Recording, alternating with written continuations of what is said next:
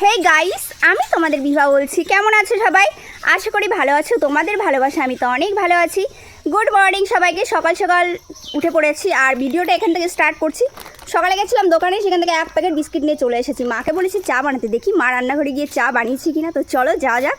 আজকে কিন্তু বাড়িতে শাক সবজি রান্না করবে। শাকের মধ্যে রয়েছে কুমড়ো আর তেলাকুচ। এই যে মুসুর ডাল দিয়ে করবে ডাটা আর পটল। কি যে একটা বাজে অভ্যাস হয়ে গেছে, সকালে উঠে চা না খেলে দিনটাই আমার ভালো যাবে না। সকাল থেকেই বৃষ্টি লেগে গেছে। তোমাদের ওখানে কোথায় কোথায় বৃষ্টি হচ্ছে একটু জানিও তো। আর এই বৃষ্টিটা থামবে কবে সেটা কি কেউ বলতে পারবে আমাকে? এই কাপটা তোমরা দেখতে পারছো, এটা কিন্তু আমাকে জন্মদিনে গিফট করেছিল আমার এক বান্ধবী ছোট্টবেলাকার। সকাল সকাল আমি ব্রেকফাস্ট করতে বসে গেছি।